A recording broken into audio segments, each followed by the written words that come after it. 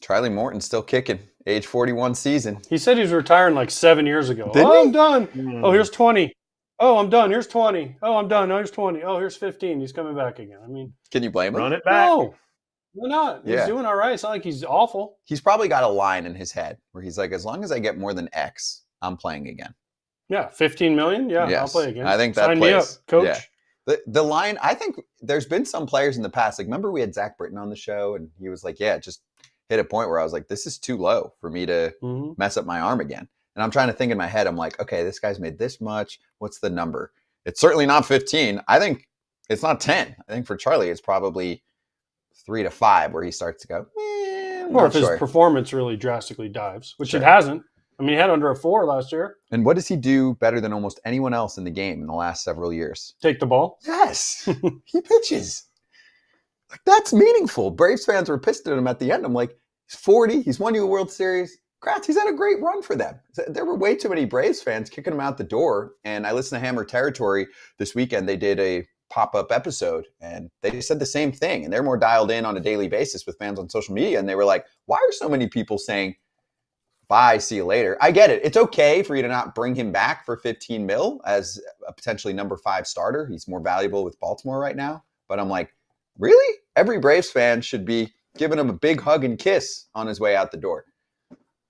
Did everything you asked of him. I think, what did he make last year? 15 million? Shoot. This was how many years in a row now? 4 years he played for them, or 3 years? 4 years. I think he did 4 years. You can't ask for anything more. Huge games. I'm looking. I mean, what a World Series. Yeah. For him, right? He pitched. He took the ball every 5th day. He was a Every leader day. for some of the young guys. Right? Still throws mid-90s with a curveball. Mm-hmm. Still is effective. Why not keep pitching? I don't understand why you wouldn't. He wanted to end his career with Atlanta. I don't think the Braves were going to offer this much money. I think they probably did have a conversation. It wasn't close to this number. He does want to build comfort into his decisions. He lives in Bradenton, Florida. Where's Baltimore's spring training? Sarasota. Clearly that mattered to Corbin Burns too. Yeah. Where he reached out to Arizona and was like, can we make this happen so I can live in one place all year? Yeah. It's not a bad gig. It's a great gig. Yeah. Plus the state taxes, people, I don't know if you guys hit on that, but there's a huge state tax break in Arizona. Oh, well. A little bit. Compared to New York, California. I mean, all the places he was rumored to go. Canada's got all kinds of Canada intricacies, because we did have Mike Wilner on the show last Friday, and he was talking about how the dollar plays more up there, but I don't know. That gets too complicated for me. Yeah, I know the taxes are crazy up there. It's still crazy. I mean, but to go from Arizona to New York and California, the places he was really rumored to go, it's a huge difference. Huge. Yeah. So what as much as people don't want to believe this, being at home for spring training is a huge deal, especially now that he has young kids. It is gigantic. I know my last 2 years when I played for Atlanta, I got to live in spring training in my house. It was a joke. I was like, I'll go to spring training forever if I can live at home. Right. I can take my kids to school. I can pick them up. And God bless Freddie Gonzalez. He never made me go on the road. So if it was a road game, I'd pick my kids up from school, bring them home. It was great. It was like I wasn't even working. People say, well, spring training's only 6-ish weeks. Why does that matter? You're on the road, if you don't live there, the entire time. When you play for your team during the season, you play on the road for a week and a half, then you're home for a week and a half. This is just 6 weeks in Florida. And if you live in LA or Texas or whatever, you're not going home. No, the biggest thing, and I think Kratz knows this too, is you have to find a place to rent. They overcharge you because they know every little city in Florida, even in Phoenix, out in Arizona, Scottsdale, wherever you are, they all overcharge for everything. So you're paying a huge premium for usually not a great place.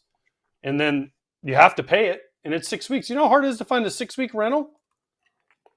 Not easy. It ain't easy to find a 6-week rental anywhere. Both spots are difficult in their own way, because in Florida, you're in certain smaller places that just don't have a ton of big, nice rental homes available for players. In Arizona, it's essentially one area where everybody's trying to get homes. And one of the things I didn't like about Arizona, and I mean, I'm a Florida guy, obviously I live in Florida, was every time you went somewhere, you saw somebody. So you always had to be on.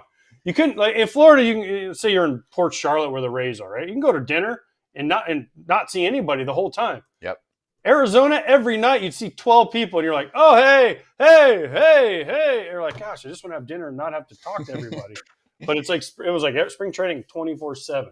That's why a lot of guys stay in. They go home after playing for the day and they just order in and they play video games because they don't want to run into anyone. Yeah. Because there's a lot of guys in baseball, I don't know if anyone's aware, that are pretty antisocial. There's some that love it.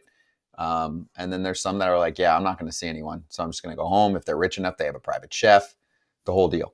So anyway, what do we think on the team side? First, let's start with Baltimore. Kratz, the Orioles offseason has been blank.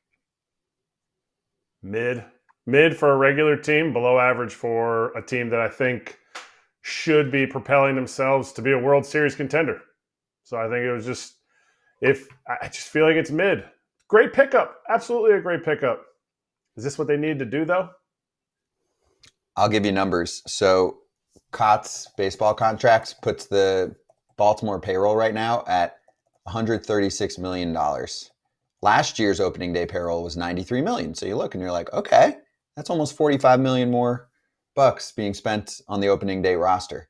Do you know that in 2016, their opening day payroll was $148 million? Clearly, they can withstand a payroll like that. And this was the whole thing, though, with the Rubenstein coming in, right?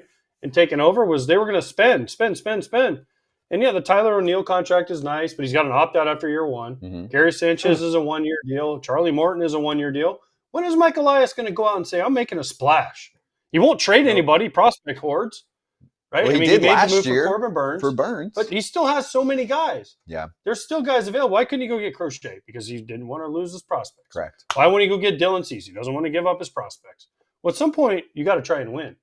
And listen, Mike Elias has done a great job rebuilding the Baltimore Orioles, but you got to spend. And one thing we've learned over the years, you can have all the prospects you want, but if you don't spend to put it over the top, like the Cubs did in 2016, like the Astros did when they finally got there in 2017, they went out and got Verlander, right? Mm-hmm. They went out and made some bigger moves to bring in some payroll.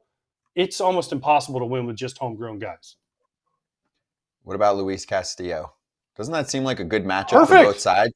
Perfect. That is the matchup. Why? Because the Mariners, I think, are finally at a point where they do have to trade from their rotation. You're going to pick the most expensive guy. They are severely budget restrained. So what do you do if you need offense? You trade with a team where you can get a player that is either on a league minimum deal or really that's it, league minimum kind of player, right? He's either just cracked into the big leagues or he's going to crack the big leagues this year. I know Kobe Mayo's name has been brought up a lot. My thing, though, is Kratz. I don't think the Orioles want to trade a player like that. They're too scared of what he could look like on another ball club. But even if it's not Mayo, we've talked about plenty of guys. It's Kjerstad, Mountcastle, etc. There is a fit between those two clubs. Absolutely. What I love about it for the Orioles, too, is it's not a one-year deal. It's not a little Band-Aid because after this year, Bradish will come back. Now you have a Bradish, Luis Castillo, and Grayson Rodriguez in your rotation. And it's not just like it's a way to hit a free agent type of pitcher with which I think Luis Castillo at 20, I think he's 25 a year, and I think he's got 3 more years left. Now you kind of fit that in. You fit a veteran guy in who's proven, he's stayed healthy. Bang, you put him right in there. I think that is a huge, huge, huge plus for this team. It's okay if you trade Kobe Mayo. It's okay if you trade from your prospect capital and they go and have a year like Joey Ortiz had for the Brewers. That's fine. That's actually helping that player out while helping your organization. Mm-hmm. And then 1 minute on the Atlanta Braves. Braves fans are freaking out. Why? And they're a lot of them are angry at Alex Anthopoulos. They're like, he's not trying hard enough. I'm like, oh my god. He's trying hard enough. Of course he's trying hard enough. They're a little budget restrained too. They've spent a lot. Now you can look at their books. The problem with the Braves is that they're a publicly traded franchise, and you can just Google it, look up how much money they made this past season, and you're like, how come that's not going into the major league franchise? Owners want to pocket some of their investment, and they've had a really successful team. It's great for their shareholders. That's right. But they're looking and going, well, how are we getting better? Because every year they've done damage, and this year they've shed a lot of players, but they haven't added much. So something to keep in mind. The Braves aren't going to have an empty offseason. They're going to do something. I think they're just waiting for prices to come down, which is what many teams are going to do. Yeah. Right? Yeah. I don't think they're going to do anything big.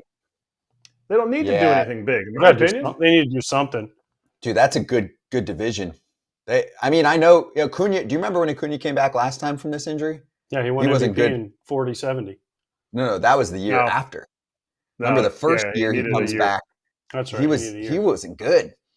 Strider's obviously going to come back at some point. So anyway, Braves fans are freaking out. I'm sure they'll do something at some point, but the Orioles get some nice depth from a guy who's putting together 30 plus starts on a yearly basis. It's just probably more of a back end starter in the AL East. We'll see if they try and get someone who's more of a 1, 2, or 3 going forward.